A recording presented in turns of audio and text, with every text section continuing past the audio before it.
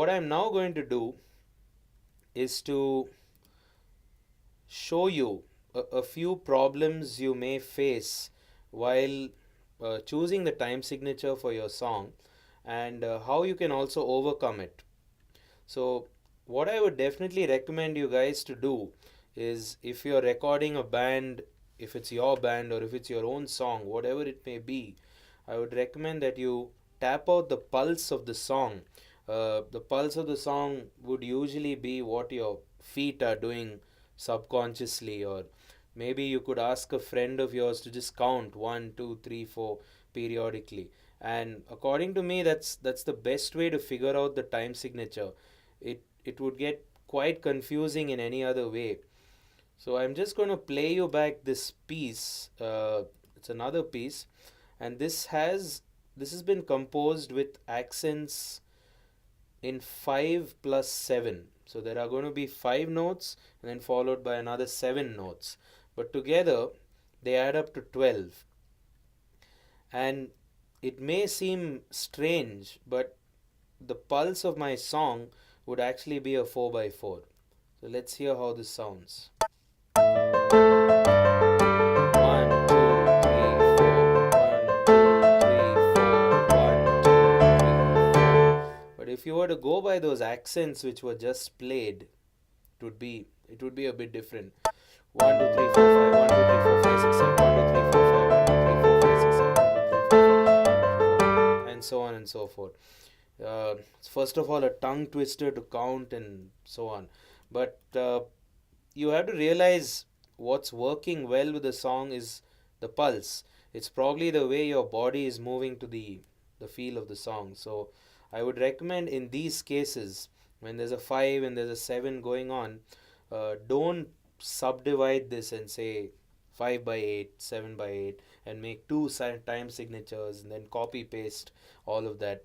Nothing really has changed. It's still probably, for all you know, going to be a 4 by 4 at the same tempo.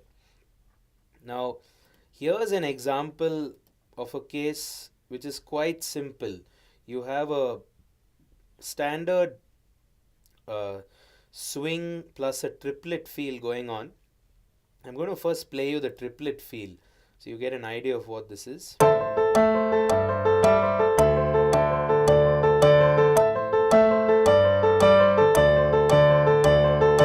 if you heard that, you heard the metronome going quarter notes, 1, 2, 3, 4. But at the same time, you heard the piano playing triplets, which are 3 divisions of the quarter notes. Uh, so you could, if you want, you could rewrite this time signature to a 12 by 8 or something. But I prefer to just leave it at 4 by 4 still, because again, that's how I'm moving to the song. Maybe you would move differently, I'm not too sure, but I think this is what you would normally, this is what your foot will be doing when you hear, when you're playing something like this. And that's what I recommend the time signature to be. And now here's the same triplet feel, but it's swung. So I'm missing the second triplet out of the 3 triplets. So I'll not be playing 2. So it'll be 1, 3, 1, 3, 1, 3, 1, 3. And that's the swing feel which we all love. 1, 2, 3, 1, 2, 3, 1, 2, 3, 1, 2, 3, 1, 2, 3, 4. 1, 2, 3, 4. And since my eventual goal was to demonstrate cases of adding up to 12, I have another example here which I thought was quite a lot of fun. You have 3, 4, and you have 5. So 3 plus 4 is 7, 7 plus 5 is 12. And it still sounds like a 4 by 4 to me.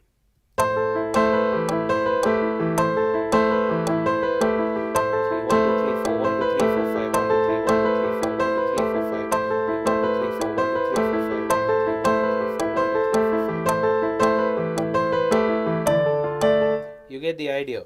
So you really shouldn't get confused. Pro Tools definitely allows you to make tempo changes at any point, but if the tempo change is not required, then it shouldn't really confuse you and your song, especially if you have a lot of MIDI and audio tracks which have to keep changing their tempo relations. Uh, Moving on, I have a couple of examples where I've taken the same 4 by 4 and instead of going to 12 beats, that's uh, 4 triplets, I've gone up to 16 beats. That's 16 semiquavers or 16 1 by 16th notes. It's just that I've accented it differently. So it's in 7 and 9.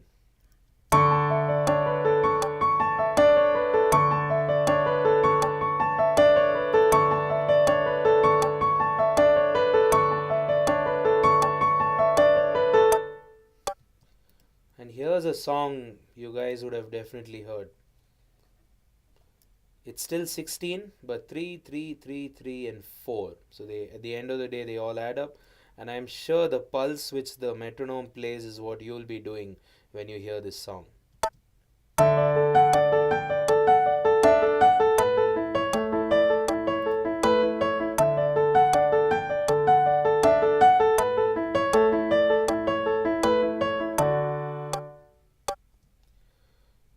So, hope you guys found this information useful.